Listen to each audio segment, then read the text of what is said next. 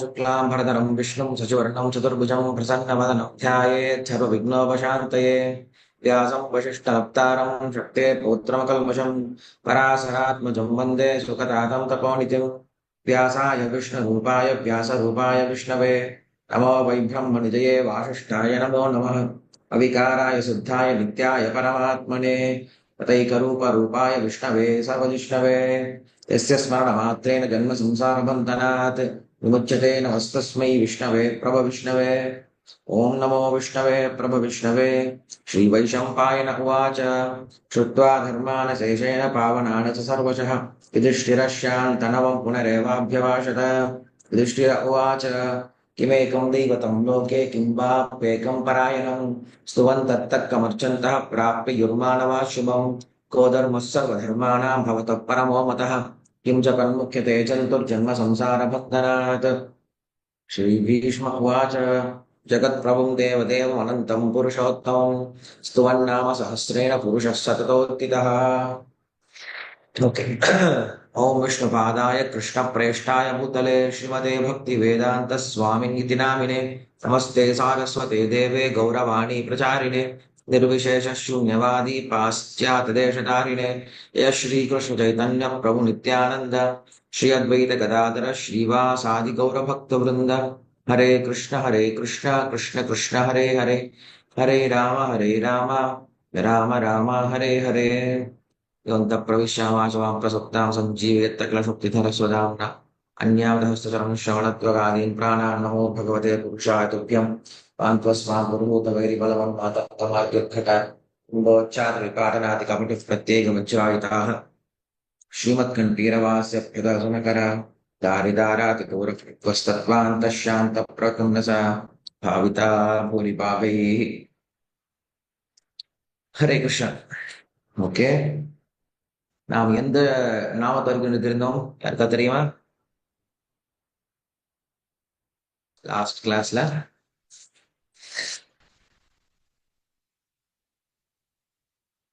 நரசிம்ம வப்புவா சாட்ல கூட போடுங்க நாரசிம்ம வப்பு இல்ல ஸ்ரீமானும் பார்த்திருந்தமா ஸ்ரீமான் 22வது நாமம் ஓகே அப்ப நம்ம இன்னைக்கு 23வது நாமத்துல இருந்து ஆரம்பிக்கலாம் கேசவஹா அப்படின்னு நாமம் சத்ருக்னால எப்பயும் முடிஞ்சது போயிடுச்சு க்ஷத்ருக்ஞ எல்லாம் எப்பயும் முடிஞ்சிருச்சு ஓகே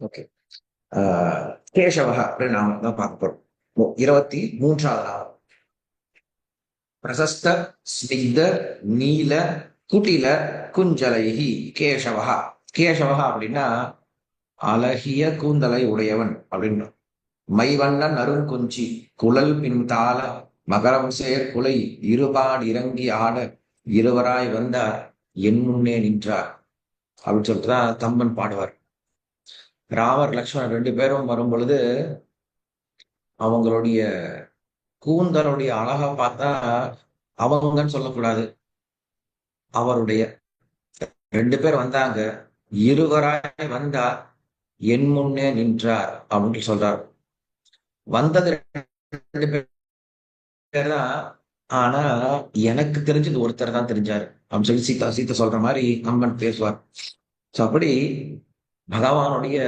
கூந்தல் அழகை பார்த்து சீதை மயங்கி போயிட்டலாம் அவருடைய முகத்தை கூட பார்க்கவே இல்லையா பகவானுடைய அந்த கூந்தல் அழகை பார்த்தே மயங்கி போயிட்டாலாம் அவருடைய கூந்தல் எப்படி இருக்கும் கேட்கும் பொழுது நீண்டு சுருண்டு இருண்டு மைத்து தரித்து நெடுநீளம் பூண்டு கடை சுருண்டு அப்படின்னு சொல்லி சொல்றார் அதாவது பகவானுடைய கூந்தல் எப்படி இருக்கும் அப்படின்னா நீளமா இருக்குமா நீளமா இருக்குமேன்னு சொல்லிட்டு புடலங்கா மாதிரி ரொம்ப நீளமா இருக்கும் அப்படின்னா அப்படி இருக்காதான் சுருண்டு சுருண்டு சுருண்டு சுருண்டு இருக்குமா பொதுவா சுருண்டு இருந்தா நீளமா இருக்காது நீளமா இருந்தா சுருண்டு இருக்காது ஆனா பகவானுடைய எப்படி கூந்தல் நீளமாவும் இருக்கும் சுருண்டும் இருக்கும் சரி சுருண்டு இருக்கே மேபி அவருடைய முடியெல்லாம் வந்து ஆஹ் இன்னைக்கு எல்லாம் கலர் அடிச்சுக்கிறாங்கல்ல, அது போல கலர் அடிச்ச மாதிரி அப்படி இருக்குமா அப்படின்னா, இருண்டு அப்படின்னு சொல்லி சொல்றாங்க.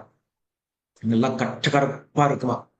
எப்படிப்பட்ட கருப்பா இருக்கும் அப்படின்னா, அமாவாசை இருட்டு இருக்கு இல்லையா, அந்த அமாவாசை இருட்டை எடுத்து ஒரு 1 கிலோ எடுத்து அதை நல்லா மிஷினை கொடுத்து நல்லா பட்டையை தீட்டி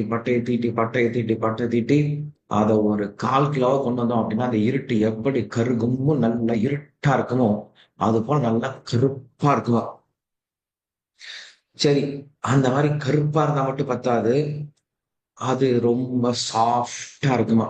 அந்த கூந்தல் ரொம்ப சாஃப்டா இருக்குமா. சாஃப்டா இருக்கிறது மட்டும் பத்தாது, அது நல்லா கமகமகம் வாசம் அடிக்கிற மாதிரி இருக்குமா தலை. அப்படி அவருடைய கூந்தல் அழகை பத்தி அங்க வந்து கம்பனும் சரி வால்மீகி ரிஷியும் சரி 2 பேரும் வர்ணிப்பாங்க. ராமாயணத்துல பார்த்தோம் அப்படின்னா, பகவானுடைய அந்த முடிக்குதான் வந்து அவ்வளவு பிராதானியம். அவருடைய கூந்தல் தான் அவ்வளவு பிராதானியம். காக்கபக்ஷ கரம் வீரம் அப்படின்னு சொல்லிட்டு தான் விஸ்வாமித்திரன் சொல்றான்.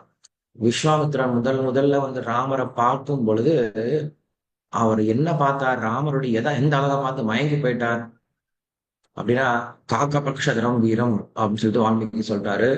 ராமருடைய கூந்த அழகை பார்த்து மயங்கி போயிட்டாரா விஸ்வாமித்திரன். அவ்வளவு அழகா இருக்குமா. அதே போலதான் ஜனக மகாராஜன். விஸ்வாமித்திரன் என்ன பண்றாரு, ராமலட்சுமணன் 2 பேரும் கூட்டிட்டு வராங்களா, கூட்டிட்டு வரும்போது ஜனக மகாராஜன் பாக்குறான். பார்த்துக்கிட்டே இருக்கா. பொதுவா வந்து ரிஷிகள் யாராவது வந்தாங்க அப்படின்னா உடனே நமஸ்காரம் பண்ணணும். அன்னைக்கு வந்து அந்த நமஸ்காரம் பண்றதையும் மறந்து போயிட்டானா ஜனக மகாராஜன். மறந்து போயிட்டு அப்படியே பார்த்துட்டு இருக்கானா. ஆஹ் இது ரெக்கார்டிங்ல இருக்கா? ரெக்கார்டிங்ல இருக்கு பிரபு. ஓ, ஓகே. அப்படி அவன் பார்த்துக்கிட்டே இருக்கும் பொழுது நமஸ்காரம் பண்றது கூட மறந்து போயிட்டானா. அந்த வால்மீகி விஸ்வாமித்திரர் வந்து பக்கத்துல வந்து நிக்கிறார். நின்ன உடனே நமஸ்காரம் பண்றதுக்கு பதிலா பத்ரம் தே, ஹே ரிஷியே, உனக்கு எல்லா ஆசீர்வாதங்களும் உண்டாகட்டும் அப்படின்னு சொல்லிட்டு விஸ்வாமித்திற்கு ஆசீர்வாதம் பண்ண ஆரம்பிச்சிட்டான். இதெல்லாம் அநியாயமா இருக்கு. நீ தான்டா நமஸ்காரம் பண்ணணும், நீ என்னமோ எனக்கு ஆசீர்வாதம் பண்ற அப்படின்னா சந்தோஷத்துல அவனுக்கு என்ன பண்றதுன்னு தெரியல. அவன் என்ன பண்றான், விஸ்வாமித்திரன் ஆசீர்வாதம் பண்றான். ஏன் தெரியுமா ஆசீர்வாதம் பண்றான், இப்படிப்பட்ட அழகான ராமலட்சுமணனை கொண்டு வந்து என் கண்ணு முன்னாடி நிறுத்தினியே அப்படின்னு சொல்லிட்டு ரொம்ப சந்தோஷத்துல ஆசீர்வாதம் பண்ணிட்டானா. இப்படிதான் ஆஹ் சொல்லப்படுது. அப்படி சொல்லப்படுது. இங்க சொல்றாரு. உம்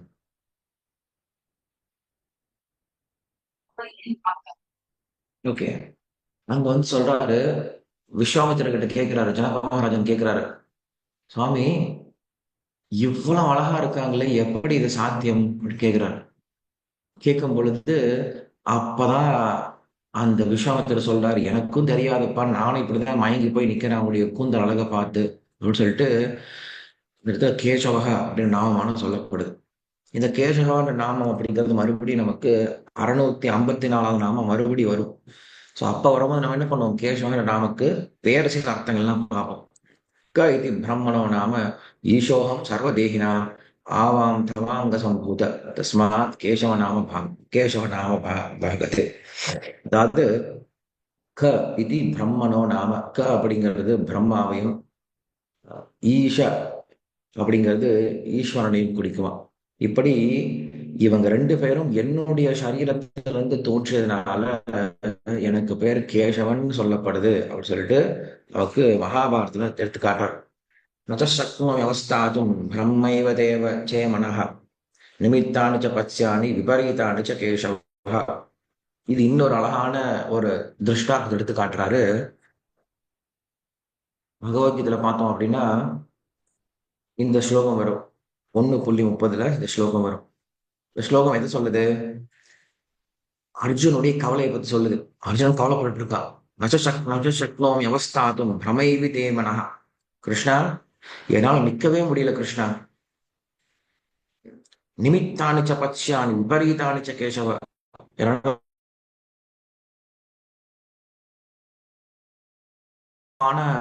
முடிவுக்கு வந்திருக்கோம் நம்ம. நமக்கு என்ன வந்து சேரப்போ தெரியல, எவ்வளவு பாவம் நம்ம தெரிய புலம்பிக்கிட்டு இருக்கான புலம்புறான் அப்படின்னு விளக்கணும். பொதுவா நம்ம புலம்போது என்ன பண்ணுவோம், ஐயோ இப்படியே போயிடுச்சு சொல்லி புலம்பிட்டு இருப்போம். அதுக்கு நம்ம அம்மா கிட்ட பேசிட்டு இருக்கோம், அம்மா என் வேலை போயிடுச்சுமா, இப்படி ஆயிடுச்சுமா, என் வாழ்க்கை இப்படி ஆயிடுச்சுமா அப்படின்னு சொல்லிட்டு புலம்பிட்டே இருக்கும். புலம்பிட்டு இருக்கும்போது திடீர்னு நடுவுல, அம்மா இப்படி போயிடுச்சுமா அப்படியே போயிடுச்சுமா, ஆனா நீ மட்டும் ரொம்ப அழகா இருக்கமா இப்படி நிற்கவே மாட்டாங்க நடுவுல. ஆனா இங்க சொல்றாரு அப்படின்னு சொல்லி கூப்பிடுறாரு. கேசவனா என்ன அர்த்தம்? அழகிய கூந்தலை உடையவன் அப்படின்னு அர்த்தம். அர்ஜுன் என்ன பண்றான், அந்த புலம்பலுக்கு நடுவுல கூட என்ன பண்றான், கிருஷ்ணனுடைய அந்த கூந்தலுடைய அழகை பார்த்து ரசிக்கிறான். கிருஷ்ணா என்னால முடியல, கிருஷ்ணா எனக்கு ரொம்ப கஷ்டமா இருக்கு, கிருஷ்ணா நான் வந்து கீழே விழுந்துருவ பாருக்கே, உடம்பெல்லாம் நடுங்குது, ஆனா நீ மட்டும் ரொம்ப அழகா இருக்கு கிருஷ்ணா அப்படின்னு சொல்லிட்டு நடுவுல சொல்றானா. அப்படின்னு என்ன தெரியுமா அர்த்தம், இந்த பகவானுடைய கூந்தல் அவ்வளவு அழகா இருக்கிறதுனால அவனால அதை மறக்கவே முடியல. எந்த அளவுக்கு போனாலும், எந்த கஷ்டம் வந்தாலும் அவனால பகவானுடைய அந்த கூந்தலை மறக்க முடியலையா. சோ அப்படிதான் கேசவகா அப்படி நாமத்துக்கான அர்த்தமான சொல்லப்படுது. இன்னும் நிறைய அர்த்தங்கள் இருக்கு கேசவன் நாமத்துக்கு. இன்னும் நிறைய திருஷ்டாந்தம் சொல்ல முடியும் கேசவன் நாமத்துக்கு. நம்ம அடுத்த நாமத்துக்கு போலாம். 24வது நாமம் புருஷோத்தமஹ. இதெல்லாம் சொல்றாரு, சரி உங்க சுவாமி ரொம்ப அழகு மட்டும்தான் இருப்பாரோ, அவருக்கு ஒன்றும் பெரிய வீரியம்லாம் இருக்காதோ அப்படின்னு கேட்டா அப்படிலாம் சொல்லாதீங்க. அவர் ரொம்ப அழகானவர் மட்டும் கிடையாது, புருஷோத்தமஹா. எல்லா சிறந்த நபர்களையும் ரொம்ப சிறந்த நபர் அப்படின்னு சொல்லி சொல்றாங்கன்னா அவங்க பேரு புருஷோத்தமஹா அப்படின்னு சொல்லி சொல்றாரு. நாம் இந்த விஷயத்த, இந்த புருஷோத்தமகன்ற அப்படி நாமத்தை எத்தனை முறை கேட்டிருக்கோம். இதனுடைய அர்த்தம் என்ன அப்படின்னு கேட்கும் பொழுது, ஓகே, நீங்க எல்லாரும் இப்ப வீடியோ ஆன் பண்ணிக்கோங்க. நான் வீடியோ ஆன் பண்ணல, நீங்க வீடியோ ஆன் பண்ணிக்கோங்க. வீடியோ ஆன் பண்ணிட்டு எனக்கு உங்களுடைய கையை மட்டும் காட்டுங்க. 5 விரலை காட்டுங்க, 5 விரலை இப்படி 5 விரலை மட்டும் காட்டுங்க. ம். நல்லா ஓபன் பண்ணி விரிச்ச மாதிரி. அன்னபூர்ணியமா காட்டுறாங்க அந்த மாதிரி. வெரி குட் சந்தியாமா. ஓகே. இந்த 5 விரல் இருக்கு இல்லையா, இந்த 5 விரல் ஞாபகம் இருந்துச்சுன்னா உங்களுக்கு புருஷோத்தமன் ஞாபகம் வரணும். இதுல சின்ன விரல் இருக்குல்ல, இந்த சின்ன சுண்டு விரல் இருக்கு இல்லையா, இதுக்கு பேரு அபுருஷ அப்படின்னு பேரு. ஞாபகம் வச்சுக்கோங்க, அபுருஷ. மோதிர விரல் இருக்கு இல்லையா, மோத மோதிர விரலுக்கு பேரு புருஷா. நடுவிரல் இருக்கு இல்லையா, உட்புருஷா. ஆள்காட்டி விரல் இருக்கு இல்லையா, உத்தர புருஷா. கட்டவரல் இருக்கு இல்லையா, புருஷோத்தமக. 5 விரலுக்கு 5 பேர் கொடுத்தாச்சு. இனிமேல நீங்க 5 விரலை பார்க்கும்போது உங்களுக்கு அந்த அந்த 5 விஷயம் ஞாபகம் வரணும். என்ன விஷயம்? சின்ன விரலுக்கு பேரு அபுருஷ, மோதிர விரலுக்கு பேரு புருஷ, நடுவிரலுக்கு பேரு உட்புருஷ, ஆள்காட்டி விரலுக்கு பேரு உத்தர புருஷ, கட்டவர்களுக்கு பேரு புருஷோத்தம அப்படின்னு 5 பேர் கொடுத்திருக்காங்க சாஸ்திரத்துல. என்ன இந்த 5 பேருக்கு அர்த்தம் அப்படின்னா, முதல்ல சுண்டவர் அபுருஷ. அபுருஷ அப்படின்னா புருஷன் அல்லாதவன், அதாவது உணர்வற்றது அப்படின்னு அர்த்தம். உணர்வற்றதுன்னா என்னது? ஜடம். எல்லா விதமான பிரகிருதிகள் சொல்றோம் இல்லையா, ஜட பிரகிருதி சொல்றோம் இல்லையா, இந்த பௌதிகம் சொல்றோம்ல, அந்த பௌதிக சக்தி இது சுண்டு வர அபுருஷ. ரெண்டாவது மோதிரவர் புருஷா அப்படின்னு சொல்லி சொல்றோம். புருஷகன்னா யாரு? புருஷக அப்படின்னா புராயித்தி புரோக்தா புருஷா. எவன் ஒருவன் உடலில் கட்டுப்பட்டு உள்ளானோ அவனுக்கு பேரு புருஷன். அதாவது கட்டுண்ட ஜீவாத்மாக்களை புருஷர்கள் அப்படின்னு சொல்லி சொல்லப்படுது. இது மோதிரவரல். அடுத்தது நடுவரல் உட்புருஷ அப்படின்னு சொல்லி சொல்றோம். உட்புருஷ அப்படின்னு யார் தெரியுமா? இந்த கட்டுண்ட ஜீவாத்மாக்களுக்குள்ள சிறந்தவன் அப்படின்னு அர்த்தம். கட்டுண்ட ஜீவாத்மாக்களுக்குள்ள யார் சிறந்தவன் அப்படின்னா மோட்சம் பெற்றவர்கள் இல்லையா. நமக்குள்ள யார் சிறந்தவர்கள்? நாமெல்லாம் கட்டுண்ட ஜீவாத்மாக்கள். நமக்குள்ள யார் சிறந்தவர்கள் அப்படின்னா மோட்சம் அடைந்த ஜீவாத்மாக்கள் ரொம்ப சிறந்தவர்கள். இது உட்புருஷ நடுவர். அடுத்து ஆள்காட்டுவர் உத்தர புருஷ. அவங்க யார் தெரியுமா? மோட்சமடைந்த ஜீவாத்மாக்கள்ல சிறந்தவர்கள். மோட்சமடைந்த ஜீவாத்மாக்குள்ள யார் சிறந்தவங்களா இருப்பாங்க அப்படின்னா, இந்த பௌதிக உலகத்துக்கே வராம எப்பயுமே வைகுண்டத்திலே வாழ்ந்துட்டு இருக்காங்க இல்ல, நித்திய சூரிகள் சொல்லி சொல்றோம் இல்லையா, அந்த நித்திய சூரிகள் சொல்லக்கூடிய அவங்க தான் என்ன சொல்றாங்க, உத்தர புருஷ அப்படின்னு சொல்லி சொல்றோம். மோட்சம் அடைந்தவர்கள் சிறந்தவர்கள் அப்படின்னு சொல்லி சொல்றோம். கடைசியில கடைசியில இது கட்டோரல் இருக்கு இல்லையா, இது புருஷோத்தமன் அப்படின்னு சொல்லி சொல்றோம். இந்த புருஷோத்தமன் யார் தெரியுமா? மோட்சம் அடைந்த ஆத்மாக்களுக்குள்ள சிறந்தவர்களுக்குள்ள சிறந்தவன் அப்படின்றதுதான் இந்த புருஷோத்தமன் அப்படின்னு நாம. ஓகே, அதுக்குள்ள எங்க வீடியோ ஆஃப் பண்ணிட்டீங்க எல்லாரும். இப்ப உங்களுக்கு இந்த 5 விரலை பார்த்தா இந்த 5 விஷயம் ஞாபகம் வரணும் எல்லாருக்குமே. நாம எல்லாம் நினைச்சிட்டு இருந்தோம் இந்த 5 விரல் எதுக்காக இருக்கு, நல்லா சாதத்தை உருட்டி உருட்டி வாயில தள்ளுறதுக்காக இருக்குன்னு நினைச்சிட்டு இருக்கோம். அதுக்காக கிடையாது. பகவான் இந்த 5 விரலை அதுக்காக கொடுக்கவே கிடையாது. ஏன்னா மிருகங்கள்லாம் வந்து விரலை வச்சு சாப்பிட்டு நேரா வாய் வச்சு சாப்பிடுது. எந்த ஒரு மிருகமும் கையில எடுத்து எடுத்துலாம் சாப்பிடாது. ஏதோ குரங்கு மட்டும் சாப்பிட்டு இருக்குன்னு நினைச்சுக்கோங்களேன். மற்ற எந்த மிருகமும் கையை எடுத்து சாப்பிடாது, எல்லாம் அப்படியே வாயிலே வச்சு சாப்பிடும். பட் மனுஷனுக்கு ஏன் பகவான் கை கொடுத்திருக்காரு, இந்த விரலாம் ஏன் கொடுத்திருக்காரு அப்படின்னா, இந்த 5 விஷயத்தை ஞாபகம் வச்சுக்கணும் அப்படிங்கறதுனாலதான். யாரெல்லாம் வீடியோ ஆன் பண்ணிருக்கீங்களோ மறுபடியும் எல்லாரும் ஒரு தடவை 5 சொல்லிடுறேன். சின்ன விரல் அப்படிங்கிறது அபுருஷ, மோதிர விரல் அப்படிங்கிறது புருஷ, நடுவிரல் அப்படிங்கிறது உட்புருஷ, ஆள்காட்டு விரல் அப்படிங்கிறது உத்தர புருஷ, அப்புறம் கட்டவிரல் அப்படிங்கிறது புருஷோத்தம. புருஷோத்தமன் யார் தெரியுமா அர்த்தம்? யார் ஒருவன் அபுருஷனை காட்டிலும் புருஷனை காட்டிலும் உட்புருஷனை காட்டிலும் உத்தர புருஷனை காட்டிலும் உயர்ந்தவனா இருக்கானோ அவனுக்கு பேர் தான் புருஷோத்தமன். எவன் ஒருவன் பௌத்த உலகத்தை காட்டிலும் கட்டு ஜீவாத்மாக்கள் காட்டிலும் மோட்சம் அடைந்த ஆத்மாக்களை காட்டிலும் உயர்ந்த மோட்சமடைந்த ஆத்மாக்களுக்குள்ள உயர்ந்தவனா இருக்கானோ அவனுக்கு பேர் தான் புருஷோத்தமன். உத்தம புருஷஸ்வந்தா பரமாத்மே துதாகிருதா யோலோகத்ரயமாவிஷ்ய விபர்த்தி அவ்யய ஈஸ்வரஹா அப்படின்னு கிருஷ்ணன் புருஷோத்தம யோகத்துல 15ஆம் அத்தியாயத்தில் சொல்லுவார். இப்படிதான் புருஷோத்தமன் அப்படின்னு நாமத்துக்கு அர்த்தம் சொல்றார். புருஷோத்தமன் அப்படின்னா உத்தமமான புருஷன் சொல்லி சொல்றார். உத்தமமான புருஷன் எதற்கு உத்தமமான புருஷன், யாரை விட உத்தமமான புருஷன், யாரை விட உயர்ந்தவன் அப்படின்னு கேட்கும் பொழுது இந்த 4 நபர்களை விட உயர்ந்தவன் அப்படின்னு நம்ம புரிஞ்சுக்கணும். 4 நபர்கள் யாரு? பௌதிகமாகிய அபுருஷ, கட்டுண்ட ஜீவாத்மாக்களாகிய புருஷர்கள், அதுக்கப்புறம் மோட்சம் அடைந்த ஜீவாத்மாக்கள், மோட்சம் அடைந்த ஜீவாத்மாக்களுக்குள்ள சிறந்த நித்திய சூரிகள், அந்த நித்திய சூரிகளை காட்டிலும் ரொம்ப சிறந்தவர் தான் புருஷோத்தமன் அப்படின்னு சொல்லி சொல்றார். இப்படியாக புருஷோத்தமன் அப்படின்னு நாமத்துக்கு ஒரு அழகான அர்த்தம் சொல்லப்படுது.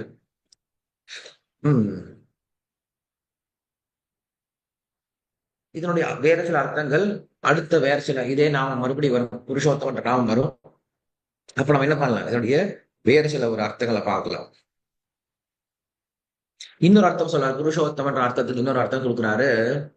எவ்வளவு உதவி செஞ்சாலும் அதை மறந்து போயிடுவாரா. நான் பண்ணேன் நான் பண்ணேன் நான் பண்ணேன்னு சொல்லி கொடுத்துட்டே இருக்க மாட்டார், சொல்லி காட்டே இருக்க மாட்டார். எவ்வளவு உதவி செஞ்சாலும் நான் பண்ணனா மறந்து போயிட்டேனே அப்படின்னு நினைப்பாராம். இன்னைக்கு இந்த உலகத்துல எப்படி தெரியுமா இருக்காங்க, ஒரு சின்ன உதவி பண்ணாலும் நான் தான் பண்ணேன் நான் தான் பண்ணேன் நான் தான் பண்ணேன் நான் தான் அந்த பையனா, அந்த பையன் இன்னைக்கு வாழ்றான் அப்படின்னா அதெல்லாம் ஒரு காலத்துல நான் பண்ண உதவி சார். அவன்லாம் ஒன்றும் இல்லாம சுத்திட்டு இருந்தான் ரோட்ல, நான் பார்த்து உதவி பண்ணலாம்னு வச்சுக்கோங்களேன், அவ்வளவுதான் அவன் அப்படின்னு நம்ம என்ன பண்றோம், நான் பண்ண ஏதோ ஒரு சின்ன உதவி எப்ப பார்த்தாலும் பேசிக்கிட்டே இருக்கும்.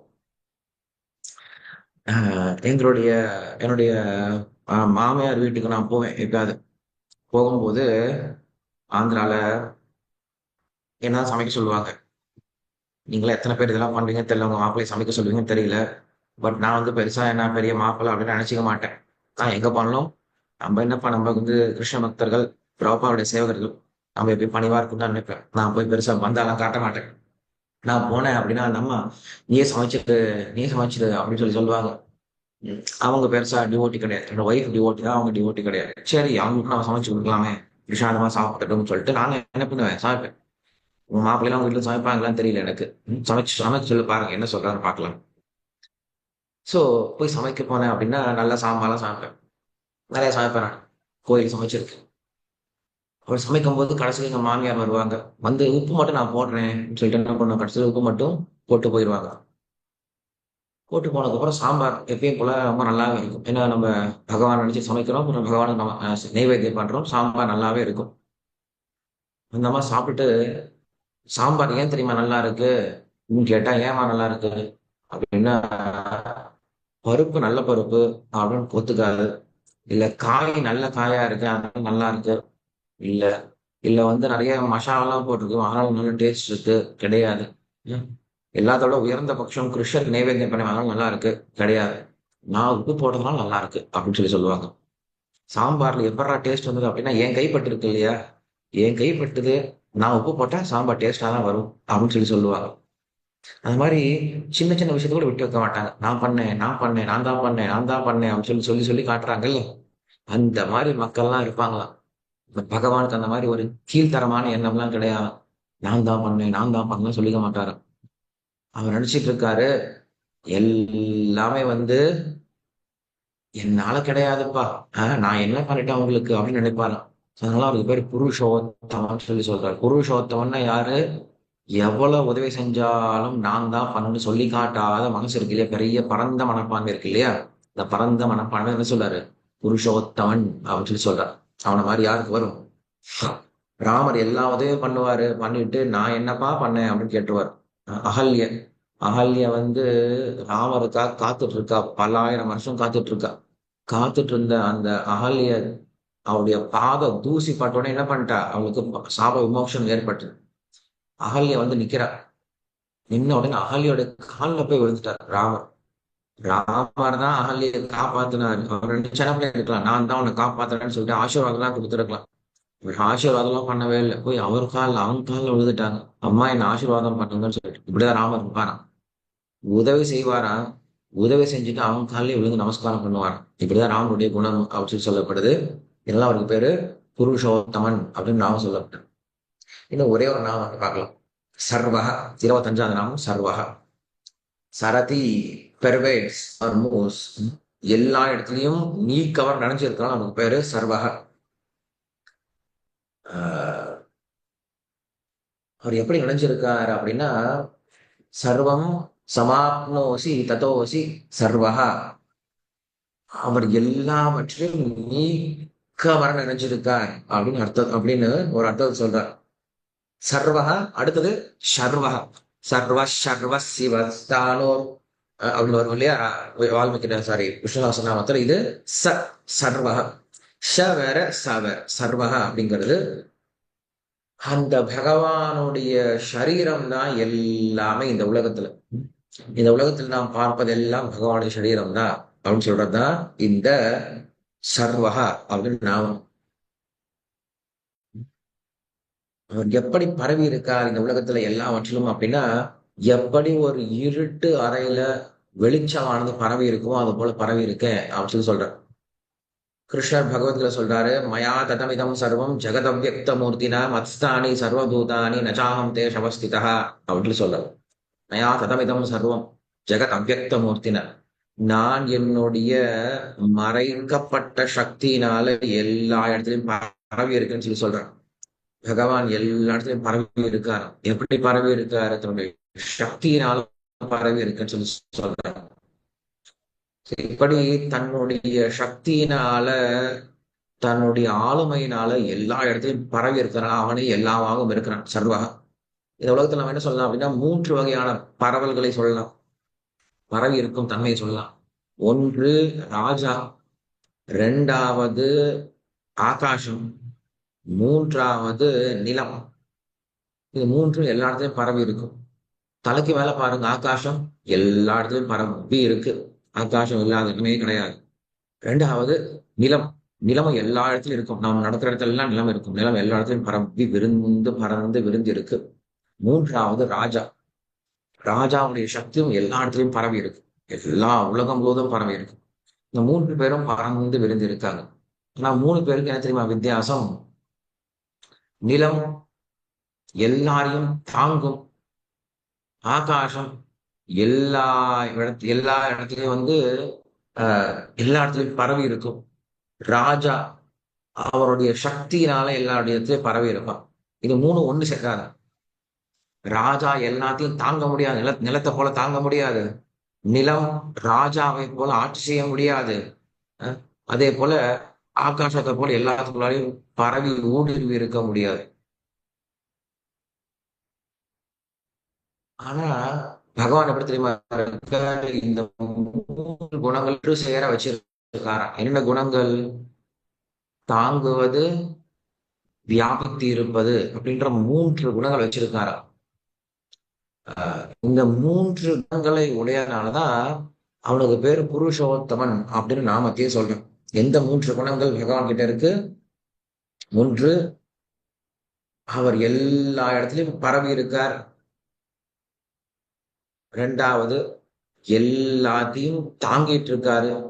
3வது, எல்லாவற்றையும் கட்டுப்படுத்திட்டு இருக்காரு. இந்த 3 குணங்கள் பகவான் கிட்ட இருக்கு. விபர்த்தி அப்படின்ற ஒரு குணம் இருக்கு. விபர்த்தில தாங்குவது. வியாப்தி அப்படின்னு ஒரு குணம் இருக்கு. வியாப்தி அப்படின்னா எல்லா இடத்துலயும் பரவி இருக்கிறது. 3வது, எல்லாத்தையும் நம்ம கட்டுப்பாட்டுல வச்சிட்டு இருக்காரு. இந்த 3 குணங்கள் இருக்கிறதுனாலதான் பகவானுக்கு பேர் புருஷோத்தமன். அந்த புருஷோத்தமனை தான் சர்வகா அப்படின்னு நாமத்தினால சொல்றோம். சர்வகன்னு நாமக்கு அர்த்தம் என்னது? பகவான் தாங்குகிறார், பரவி இருக்கிறார், கட்டுப்படுத்துறார். இந்த 3 குணங்கள், இந்த 3 விசேஷங்கள் இருக்கிறதுனால நமக்கு பேரு சர்வகா. சதశ్చ சதசச்சைவ சர்வஸ்ய பிரபவः அபயாத் சர்வஸ்ய சர்வதா ஞானாத் சர்வே மேனம் பிரச்சக்ஷதே சொல்லிட்டு மகாபாரதம் ஸ்லோகம் எடுத்து காட்டுறாரு. அவர் இந்த உலகத்துல அவருடைய இந்த மொத்த பிரபஞ்சம் எப்படி இருக்கு அப்படின்னா அவருடைய உடலை போல இருக்கு. என் உடல்ல ஆத்மான்னு ஒண்ணு இருக்கு. ஆத்மா உள்ள இருக்கு, வெளியில இந்த உடல் முழுவதும் பரவி இருக்கு, இந்த உடலை கட்டுப்படுத்திட்டு இருக்கு. இந்த 3 விஷயங்களை ஆத்மா பண்ணிட்டு இருக்கு இல்லையா? ஆத்மா என்ன பண்ணுது? உடம்புக்குள்ளாரையும் உட்கார்ந்துட்டு இருக்கு, உடலுக்கு வெளியிலயும் பரவி இருக்கு, இந்த உடலை கட்டுப்படுத்திட்டு இருக்கு. இந்த 3 விசேஷங்கள் ஆத்மா பண்ணுது. இந்த 3 செயல்பாடுகள் ஆத்மா பண்ணுது. அதே போல பகவான் என்ன பண்றாரு? இந்த மொத்த அண்ட சராச்சரங்களுக்கும் அவர் தான் ஆத்மா. இந்த உடலை போல இந்த இந்த மொத்த அண்ட சராச்சரங்கள், இந்த உடல், இந்த இந்த பிரபஞ்சம் அப்படின்ற இவ்வளவு பெரிய உடலுக்குள்ளாரே நுழைஞ்சிருக்காரு. இந்த உடல் முழுவதும், இந்த பிரபஞ்சம் முழுவதும் பரவி இருக்காரு. இதற்காக, இந்த பிரபஞ்சத்தை கட்டுப்படுத்துவதற்காக அப்படின்னு இந்த குணம் தான். இப்படியாக இந்த 3 குணங்கள் சொல்லப்படுது. இந்த 3 குணங்களுடையவன் சர்வகா அப்படின்னு நான் வந்து சொல்றேன். சரி, நான் இங்க நிறுத்திடுறேன். ஆல்ரெடி 6:50 எழுது. யாருக்காவது கேள்வி கேட்டிருந்தா கேட்கலாம். இப்ப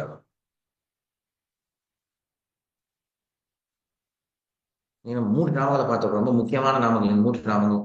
ஒன்று கேசவக, புருஷோத்தமக, சர்வக அப்படின்னு நாம் பார்த்திருக்கோம். நாளைக்கு இங்க வந்து மதுரையில சித்திர திருவிழா நடந்துட்டு இருக்கு. இன்னைக்கு ஆக்சுவலா அழகர் வந்து ஆத்துல இறங்கிட்டாரு.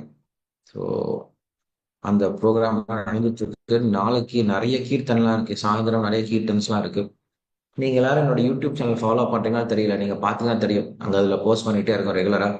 நிறைய அழகருடைய திருவிழா எல்லாம் போட்டுட்டே இருக்கும். ஸோ நாளைக்கு கீர்த்தனம் போனாலும் போயிடுவோம் காலையில. நாளைக்கு கிளாஸ் இருக்கா இல்லையா அப்படிங்கிறத மட்டும் நான் வந்து உங்களுக்கு மத்தியானத்துக்குள்ள கன்ஃபார்ம் பண்ணி சொல்லிடுறேன். அப்படி இல்லைன்னா எப்படியும் ப்ராப்பர் கிளாஸ் கொடுப்பேன். தினமும் கிளாஸ் இருந்துட்டு தான் இருக்கு. என்னுடைய கிளாஸ் இல்லை அப்படின்னாலும் தினமும் கிளாஸ் இருந்துட்டு தான் இருக்கு. ஓகே, கொஸ்டின்ஸ் இருந்தா கேட்கலாம். இல்லைன்னா அடுத்தது ப்ரோக்ராம் கிளம்பிடுவேன் நான். இன்னும் கீர்த்தன் நடந்துட்டு இருக்கு ஆக்சுவலா. ஹேண்ட் ரைஸ் பண்ணுங்க கொஸ்டின்ஸ் இருந்துச்சுன்னா.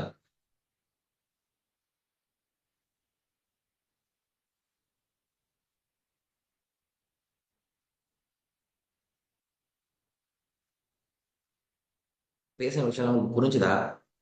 புரிஞ்சுது அப்படின்னா நிறைய கொஸ்டின்ஸ் இருக்கும்னு நினைக்கிறேன். ஹரே கிருஷ்ணா பிரபுஜி. நமஸ்காரம் பிரபுஜி.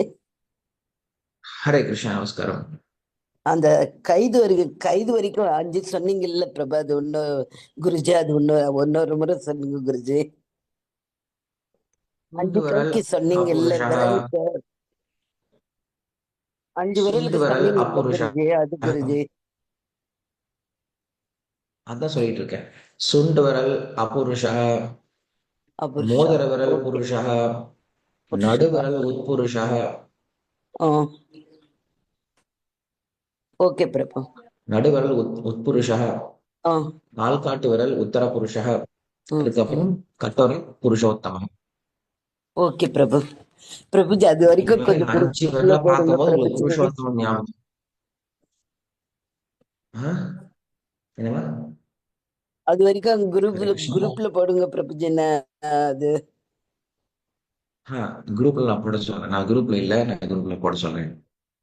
தேங்க்யூ. ஓகே. அடுத்து ஹரே கிருஷ்ணா பிரபு. ஹரே கிருஷ்ணா. ஹரே கிருஷ்ணா. ஸ்ரார்த்தத்து அன்னைக்கு நம்ம எப்ப கோலம் போடலாம் வாசல்ல, எப்ப விளக்கேற்றலாம், எப்ப பொட்டுட்டுக்கலாம், விளக்கு போட்டுக்கலாமா போட்டுக்க கூடாதா, போட்டுக்க கூடாதுன்னா ஏன் போட்டுக்க கூடாது? எந்த டைம் சொல்றீங்க? ஸ்ரார்த்தத்து அன்னைக்கு வாசல்ல கோலம் போடலாமா, விளக்கேற்றலாமா, சுவாமிக்கு விளக்கு இட்டுக்கலாமா? ம். ஸ்ராத்தம் டைம்ல நம்ம இதெல்லாம் பண்ணலாம்னு கேக்குறீங்க. ஸ்ராத்தம் டைம்ல நாம என்ன செய்யக்கூடாது அப்படின்னு ஒரு சில விஷயங்கள்லாம் இருக்கு. என்ன செய்யக்கூடாது அப்படின்னா, நான் கண்டிப்பா வந்து இன்னைக்கு மாமிசம், மற்ற தப்பான பாவகரமான செயல்கள் இதெல்லாம் அறவே பண்ணக்கூடாது. எப்பயுமே செய்யக்கூடாது. ஷிராதத்தப்ப கண்டிப்பா அது செய்யவே கூடாது. ஏன்னா ஷிராதம் அப்படிங்கிறது நம்முடைய முன்னோர்களை கர இருக்கு. அவர்களை எப்படியாவது நல்வழிப்படுத்தி அவங்க நிறைய பாபகரமான காரியங்கள் செஞ்சிருந்தாங்க அப்படின்னா அவங்களுக்கு நம்ம என்ன பண்றோம், ஒரு நல்ல காரியத்தை பண்ணி புண்ணியத்தை கொடுத்து நம்ம மோட்சம் அனுப்புறதுக்கு முயற்சி பண்ணிட்டு இருக்கோம். சோ அப்படிப்பட்ட சமயத்துல நம்ம ஸ்ராத்தம் டைம்ல போயிட்டு நம்ம வந்து மாமிசத்தை படைக்கிறதோ மற்ற காரியங்களை பண்றதோ ரொம்ப தவறான விஷயம்.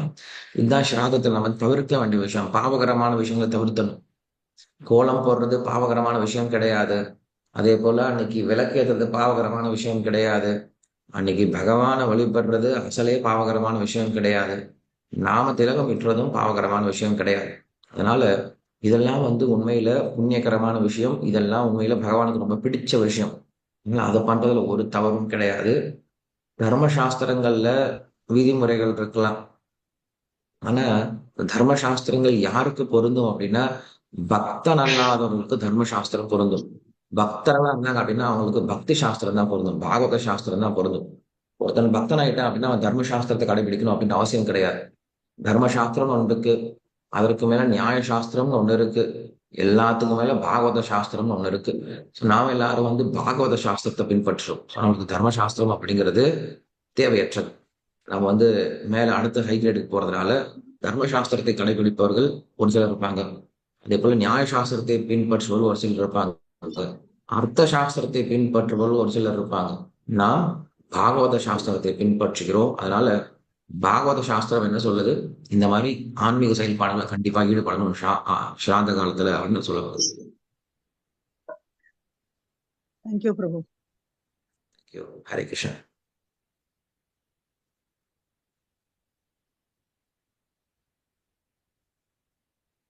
ஹரே கிருஷ்ணா. ஆனந்தி ராஜன் அவங்களை அன்மியூட் பண்ணிருக்காங்க.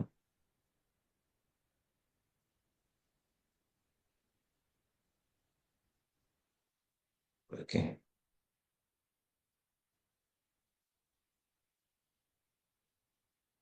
Okay, next Usha. உஷா. நமஸ்தே ஜி. இப்ப வந்து நமஸ்தே. ஹரே கிருஷ்ணா. ஆத்மா வந்து ஆத்மா வந்து இதாயிடுறது. புண்ணியம் பண்றவாளுக்கு சொர்க்கமும், பாவகாரியம் பண்றவாளுக்கு நரகமும் கிடைக்கிறதுன்னு சொல்றான். அப்புறமா வந்து பக்தி மார்க்கத்துல போய் நம்ம நாம ஜபம் ஜபிச்சதுன்னா பகவானோட பாதத்தை அடைஞ்சுடலாம்னு சொல்றான். அப்புறம் வந்து எதுக்கு திதி கொடுக்குறோம்? அந்த ஆத்மா தான் போயிடுறது. Very good. வந்து ஏதானும் இதா இருக்கிறச்ச என்ன பண்ணுறது, வேற ஒரு உடல் கொடுக்கிறாரு பகவான். அப்ப அது வேற ஒரு உடல் போனதுக்கு அப்புறம் நம்ம வந்து செய்யறதுல என்ன நன்மை இருக்கு? Very good question. ஒண்ணு, திதி ஏன் கொடுக்கிறோம் அப்படின்னா நம்முடைய முன்னோர்கள் ஒரு சில ஒருவேளை பாவகரமான காரியங்களை செஞ்சு இன்னும் நரகத்துல கஷ்டப்பட்டு இருக்காங்க அப்படின்னா அவங்களுக்கு நம்ம என்ன பண்றோம், புண்ணியத்தை கொடுக்கறதுக்காக பகவானுடைய பிரசாதத்தை கொடுக்கிறோம். சோ அந்த பிரசாதத்தை கொடுக்கறோம் என்ன ஆகும் அப்படின்னா அவங்களுக்கு புண்ணியம் வரும். அந்த புண்ணியத்தினால அவங்க நரகத்துல இருந்து விடுபட்டு அவங்க வந்து புண்ணியகரமான காரியங்கள்ல, அதாவது சொர்க்கத்திலயோ இல்ல மறுபடியும் அவங்களுக்கு பிறவியோ கிடைக்கும். இதனால என்ன பண்றோம், நம்ம ஸ்ராத்தம் கொடுக்குறோம். அவங்க ரொம்ப ம், கஷ்டப்படுவாங்க, அங்க வெயில்ல கஷ்டப்படுவாங்கல்ல, கொடையை கொடுப்பாங்க. அங்க செருப்பு இல்லாம ரொம்ப கஷ்டப்படுவாங்க, அதனால செருப்பு கொடுப்பாங்க. அங்க தண்ணி ம், இல்லாம சோறு இல்லாம கஷ்டப்பட்டு இருப்பாங்க எங்க நரகலோகத்துல. அதனால என்ன பண்ணுவோம், இங்க எல்லாத்தையும் நம்ம கொடுக்குறோம். அது அவங்களுக்கு கிடைக்கும் அப்படின்ற எண்ணத்துல கொடுக்குறோம். ம், இது ஒரு விஷயம். 2வது விஷயம் என்ன அப்படின்னா, இப்ப அவங்க வந்து பாவமே பண்ணல, நல்ல புண்ணியகரமான ஆத்மாக்களா தான் இருக்காங்க, அவங்க போயிட்டாங்க. ஆனாலும் நம்ம ம், ஸ்ராத்தம் பண்றோம். ஒரு சில சமயம் ஸ்ராத்தம் பண்றது அப்படிங்கிறது இருக்கு. ஏன் ஸ்ராத்தம் ம், பண்றோம்? சாஸ்திரத்துல சொல்லி இருக்காங்களே, அது ஒரு விதி இருக்கு. நம்ம அப்பா அம்மாவுக்கு செய்யக்கூடிய கடமைன்னு ஒண்ணு இருக்கு. இப்ப ம், நம்ம ம், அப்பா அம்மா வந்து ரொம்ப நல்லா பணம் உடையவர்களா இருக்காங்கன்னு வச்சுக்கோங்க. நல்லா காசு பணம்லாம் வசதியோட இருக்காங்க. ம், அவங்க பையன் என்ன பண்ணுவான், தீபாவளிக்கு வரும்போது புது ட்ரெஸ் எல்லாம் கொண்டு வந்து கொடுப்பான். ஏன்பா எனக்கு என்னப்பா ம், ட்ரெஸ்ஸா இல்ல, நம்ம வீட்டுல ட்ரெஸ்ஸா ம், இல்ல, என்கிட்ட காசா இல்ல வாங்கிக்கிறதுக்கு அப்படின்னா கேட்பானா? ம், கேட்க மாட்டான். கொண்டு வந்து கொடுப்பான். ஏன் கொடுப்பான்? அன்பு இல்ல.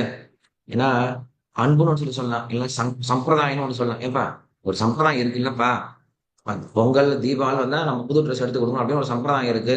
அந்த ம், சம்பிரதாயத்தை கொடுத்துட்டு இருக்கேன் அப்படின்னு சொல்லி சொல்லுவான். So, அது போல அந்த சம்பிரதாயத்தை ஃபாலோ பண்றான் என்ன தெரியுமா அர்த்தம்? அவன் குடும்பத்தினுடைய அந்த ரூல்ஸ ஃபாலோ பண்றான் அப்படின்னு அர்த்தம். குடும்பத்தினுடைய விதிமுறைகளுக்கு மரியாதை கொடுக்குறான் அப்படின்னு அர்த்தம். So, அதே போல ம், ஒரு சில ஜீவாத்மாக்கள் கஷ்டப்படலாம் நரகத்துல. ஒரு சில ம், ஜீவாத்மாக்கள் கஷ்டப்படவே இல்ல. அவங்க நல்லா இருக்காங்க. சொர்க்கத்துக்கு போயிருப்பாங்க. இல்ல அடுத்த உடல் கிடைச்சிருக்கும். இருந்தாலும் ம், அவன் என்ன பண்றோம்? சாஸ்திரத்துல சொல்ற எல்லா விதிமுறைகளையும் பின்பற்றுறோம். காரணம் என்னது? ஏன்னா அந்த சாஸ்திரத்தை மதிக்கிறது அப்படின்றத ஒரு ஒரு விதி இருக்கு. அந்த சாஸ்திரத்தை மதிக்கிறதுனால என்ன பண்றோம்? அந்த சாஸ்திரத்தை நம்ம செய்யறோம். அந்த ம். சாஸ்திரத்துல விதிமுறைகளை கடைபிடிக்கிறோம். நமக்கு அது தேவையில்லை அப்படின்னாலும் கடைபிடிக்கிறோம். ஏன்னா சாஸ்திரத்துக்கு இப்படி மதிப்பு அப்படின்னு சொல்லி சொல்லலாம். சுவாமிஜி இப்போ பையன்கள் இல்லை, இப்ப எனக்கு பிரதர்ஸ் கிடையாது. இப்ப எங்க அம்மா வந்து சித்தி அடைஞ்சுட்டா. ஆனா இப்போ எங்க அம்மாக்கு திதி யாரும் இப்ப குடுக்கறது இல்ல. அப்ப அந்த பசங்க ஆத்மா தான் பண்ணும் அப்படிலாம் கஷ்டப்படுமா? ஒண்ணும் கிடையாது. இல்ல பசங்கள்லாம் பண்ணும் அப்படின்னு கிடையாது. பொண்ணுங்களும் பண்ணலாம். பொண்ணுங்களும் அப்படியா? கொடுக்கலாம். திதி அப் அப்படிங்கறது நம்ம அப்பா அம்மாவுக்கு நம்ம கொடுக்கறத நம்மளும் கொடுக்கலாம். பெண்களும் கொடுக்கலாம் அப்பா அம்மாவுக்கு. அப்படியா? அதான் சொல்றேன் இல்லையா, இ- நான் சொன்னேன் இல்லையா, பக்தர்கள் ஆயிட்டோம் அப்படின்னா பக்தர்களுடைய விதிமுறை வேற. பக்தர்களுடைய அஹ், விதிமுறைகள் வேற. அதனால நம்மளே என்ன பண்ணலாம், நம்ம அப்பா அம்மாவுடைய படத்தை வச்சுட்டு அன்னைக்கு திதி அன்னைக்கு அவங்களுக்கு நம்ம அஹ், முதல்ல கிருஷ்ணன் நெய்வேத்தியம் பண்ணிட்டு அதே பிரசாதத்தை அவங்களுக்கு கொடுத்தோம் அப்படின்னா அது ரொம்ப உதவிகரமா இருக்கும் மோட்சம் அடைவதற்கு. அப்படியா? இப்போ எங்க அம்மா இறந்து 17 வருஷம் ஆயிடுத்து. எங்க பெரியம்மா பையன்தான் காரியம் பண்ணினா திவசம் கொடுத்தான். இப்ப அவரும் தவறி போயிட்டாரு. அப்ப இப்ப யாரு குடுக்கறான்னு தெரியல எனக்கு. அவன் பையன் ஆனா 3 தலைமுறைங்கும்போது அவனுக்கு அது வருமா? அம்மாவோட பேரு சேர்ந்து வருமா? நான் சொல்றேன்ல, நீங்களே பண்ணலாம். அப்படியா? தாராளமா நீங்க பண்ணலாம். ம். ம். சரி குருஜி, ஓகேவா? ரொம்ப ஹரே நன்றி. கிருஷ்ணா. நமஸ்தே, நமஸ்காரம். ஸ்டார்ட். ரெண்டு பேர் நான் நினைக்கிறேன்.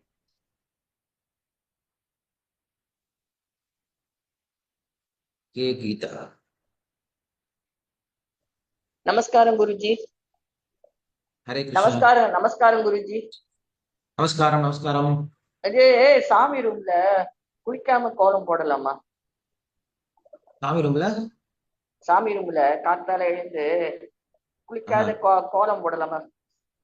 ஆஹா, போக வேண்டாம் போக வேண்டாம், குளிக்காம போக வேண்டாம். குளிக்காம போக போடக்கூடாது. வேண்டாம், குளிக்காம கோலம் போட வேண்டாம், எதுவும் பண்ண வேண்டாம். ஆ, குளிச்சுட்டே புரியல. போங்க. இல்ல கேட்கல குளிச்சுட்டு தான் சார் போகணும். சரியா. குளிச்சுட்டு தான் போகணும். சரி சரி.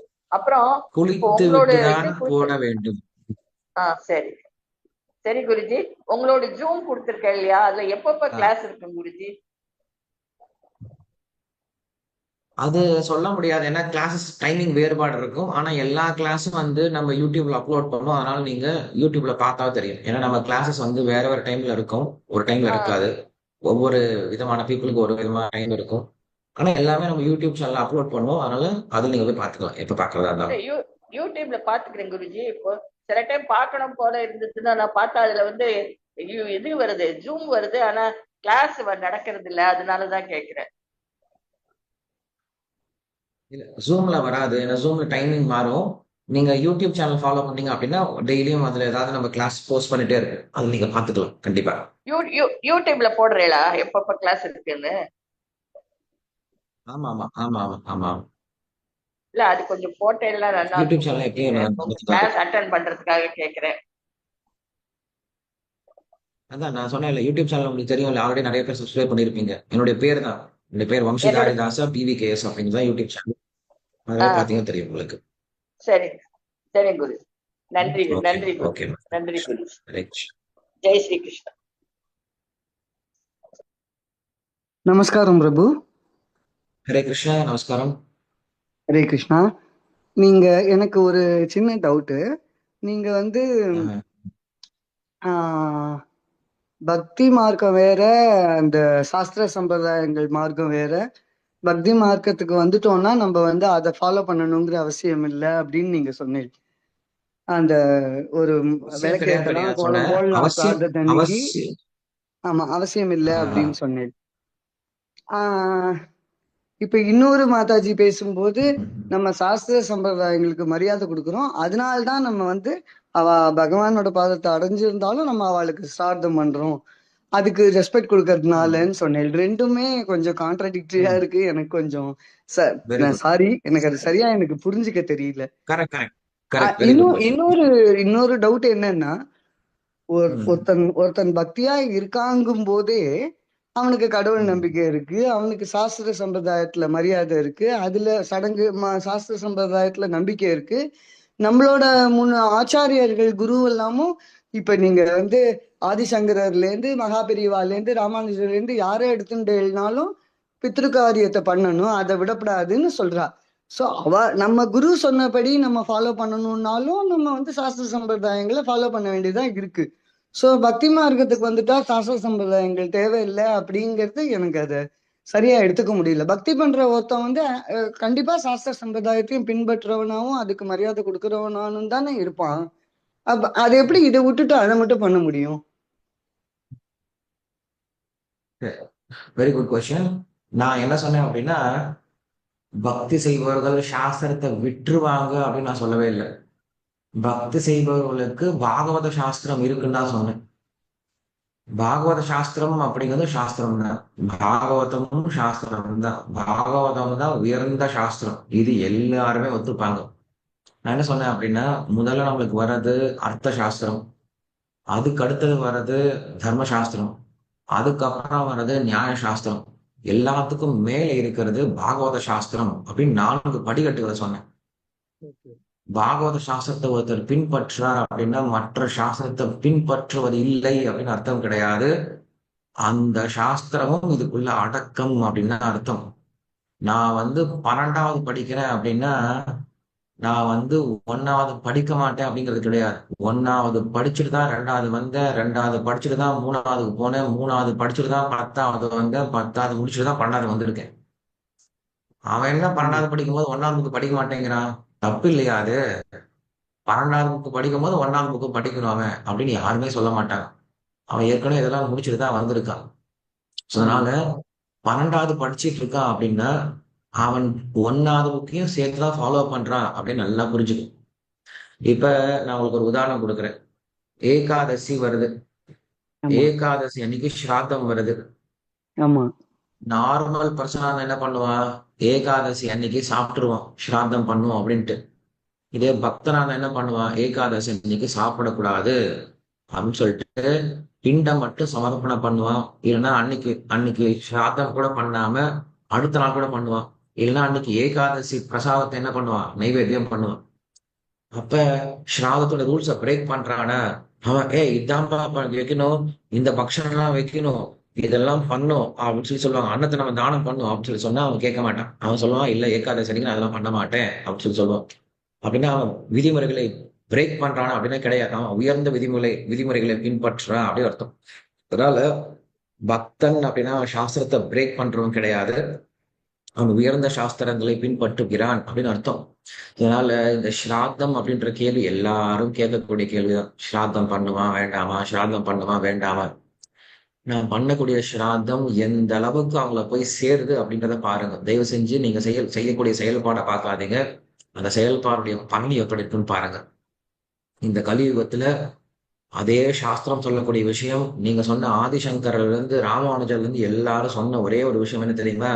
இந்த கலியுகத்துல ஒரே ஒரு விஷயம் தான் செயல்படும். ஒன்னே ஒரு விஷயம் தான் சக்தி இருக்கு, மற்ற எந்த விஷயங்களும் சக்தி கிடையாது. என்னது? நாம சங்கீர்த்தனம் அப்படின்ற ஒரே ஒரு விஷயம் மட்டும்தான். நாம ஆமா சங்கீர்த்தனத்துக்கு மட்டும்தான் சக்தி இருக்கு. ஆமா அது மற்றதெல்லாம் ஒழிந்து போயிடுச்சு. இன்னைக்கு உண்மை உண்மை சிராத்தம் பண்ணக்கூடிய அளவுக்கு யாருக்கு சக்தி இருக்கு? இன்னைக்கு யாரு மந்திரம் சொன்னா நேரா நம்ம கொடுக்கக்கூடிய பிண்டம் வந்து பித்ருலோகத்துக்கு போய் சேருது. நீங்க சொல்லி யோசிச்சு பாருங்க.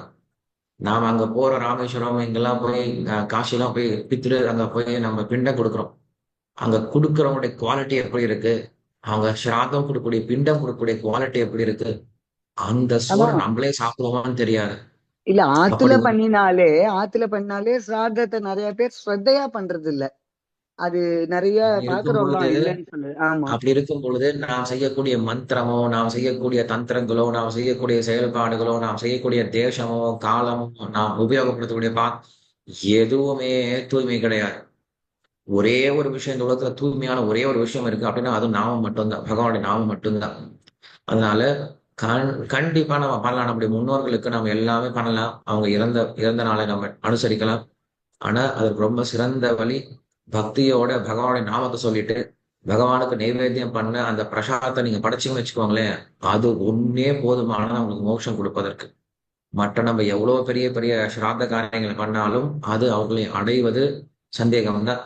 ஆனா கண்டிப்பா நீங்க உட்காந்து அவங்களுக்காக ஹரே கிருஷ்ண மந்திரத்தை ஜபம் பண்ணீங்க, இல்ல அவங்களுக்காக கீர்த்தனை பண்றீங்க, அவங்களுக்காக பகவானுக்கு அன்னைக்கு பக்தருக்கு பெரிய விருந்து படைக்கிறீங்க, பக்தர்கள்லாம் சாப்பிட்டுட்டு ரொம்ப சந்தோஷப்படுறாங்க அப்படின்னா அந்த ஒரு புண்ணியம் வந்து கண்டிப்பா உங்களுக்கு உதவிகரமா இருக்கும். அதனால நான் வந்து பக்தன் சாஸ்திரத்தை கைவிட்டுருவான்னு சொல்லவே இல்லை, பக்தன் உயர்ந்த சாஸ்திரத்தை பின்பற்றுவான் அப்படிதான் சொன்னேன்.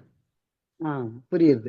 சோ அப்ப ஏகாதசி அன்னைக்கு மரணமான ஒருத்தருக்காக நம்ம சிராத்தம் கொடுக்கறத விட அன்னைக்கு 16 ரவுண்டு ஜெபிச்சு அந்த பலனை அவளுக்கு கொடுத்தாலே that is equal, more than equal to doing shraddham இல்லையா? ஏகாதசி விருந்து கொடுக்கலாம். நம்ம ஏகாதசி அன்னைக்கு நம்ம சமைக்கக்கூடிய பழங்களோ, காய்கறிகளோ, கிழங்கு வகைகளோ அதை வந்து நம்ம கொடுக்கலாம். அன்னைக்கு நம்ம அதையே வந்து நம்ம தானியங்களை படைச்சிடலாம். கொடுக்கக்கூடாது. தானியங்களை கொடுக்க கூடாது. நம்ம சாப்பிடக்கூடாது. கண்டிப்பா தானியங்களுக்கு நம்மளும் சாப்பிடக்கூடாது. சோ அதான் வந்து நம்ம சொன்னேன். இப்ப வந்து நம்மளுக்கு ஒரு கேள்வி வருது. இன்னைக்கு ஸ்ராத்தம் வருது, அதே சமயத்துல இன்னைக்கு கோயில்ல வந்து பெரிய திருவிழா நடந்துட்டு இருக்கு, ஜென்மாஷ்டமி திருவிழா நடந்துட்டு இருக்கு, கோயில்ல சேவை இருக்கு. என்ன பண்ணுவான்? சாதாரண மனுஷனா இருந்தா நான் ஸ்ராதம் பண்றப்பா வீட்லயே உட்காந்துட்டு அப்படின்னு நினைச்சிட்டு இருப்பான். இதே பக்தனா இருந்தா அவன் கேட்கவே மாட்டான். காலை 4:30 மணிக்கு கோயிலுக்கு ஓடி போயிடுவான். நான் இன்னைக்கு கிருஷ்ணருக்கு சேவை பண்ணுண்டா, காலை 8 நைட் வரைக்கும் நிறைய சேவை இருக்கு, கிருஷ்ணருக்கு சேவை இருக்கு அப்படின்னு ஓடி போயிடுவான். மறந்தே போயிடுவான். அவங்க அப்பாவுக்கு ஸ்ராந்தம் இருக்கு, அம்மாவுக்கு ஸ்ராந்தம் இருக்குன்னு கூட மறந்து போயிடுவான். அப்படின்னா அந்த பக்தன் வந்து அப்பா அம்மா வளர்ந்து போயிட்டான்னா அந்த அவன் வந்து சாஸ்திரத்தை பின்பற்றலையா அப்படின்னு யாரும் சொல்ல மாட்டாங்க. அவன் உயர்ந்த சாஸ்திரத்தை பின்பற்றான். என்ன சாஸ்திரத்தை பின்பற்றான்? பாகவத சாஸ்திரம் அப்படின்னு உயர்ந்த சாஸ்திரத்தை பின்பற்றலாம். புரியுது. வித்தியாசமா. சரி. தேங்க்யூ. நமஸ்காரம் குருஜி. ஓகே, ரொம்ப நன்றி. மறுபடியும் நம்ம நாளைக்கு ப்ரோக்ராம் இருந்துச்சுன்னா நாளைக்கு ப்ரோக்ராம் பார்க்கலாம். हरे कृष्ण। श्री विष्णु सहस्त्रनाम व्याख्यानम की जय, श्रील प्रभुपाद की जय। हरे कृष्ण।